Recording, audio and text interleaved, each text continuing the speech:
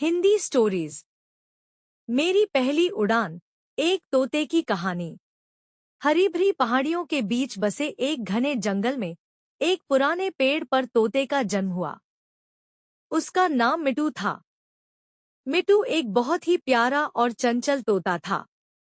उसकी माँ रोज उसे अपने पंखों के नीचे लेकर प्यार से सहलाती और जंगल की कहानियां सुनाती। मिट्टू का जीवन बहुत ही सरल था। दिन भर वह अपनी माँ के साथ खेलता और आसमान में उड़ते हुए पक्षियों को देखता रहता। लेकिन एक दिन मिट्टू के मन में एक नई चाहत जागी। उसने सोचा, क्या मैं भी कभी उन पक्षियों की तरह उड़ पाऊंगा? उसकी माँ ने उसे बताया कि हर तोते को एक दिन अपनी पहली उड़ान भरनी होती है। यह सुनकर मिट्टू का मन उत्साहित हो गया, लेकिन साथ ही उसे थोड़ी घबराहट भी महसूस हुई। कुछ दिन बाद मिट्टू की माँ ने उसे उड़ने की कोशिश करने को कहा। मिट्टू ने हिम्मत जुटाई और पेड़ की शाखा पर खड़ा हो गया। उसने अपने छोटे छोटे पंखों को फैलाया और पूरी ताकत से हवा में उड़ने की कोशिश की।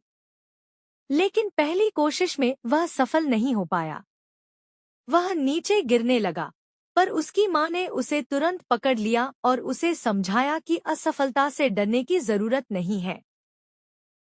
मिट्टू ने अपनी माँ की बातों से प्रेरणा ली और फिर से उड़ने की कोशिश की। इस बार उसने पहले से ज्यादा हिम्मत और आत्मविश्वास दिखाया। वह हवा में ऊपर उठने लगा।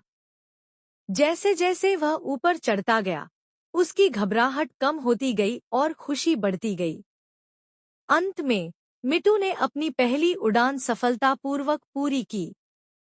उसने आकाश में उड़ते हुए आजादी और आत्मविश्वास का अनुभव किया।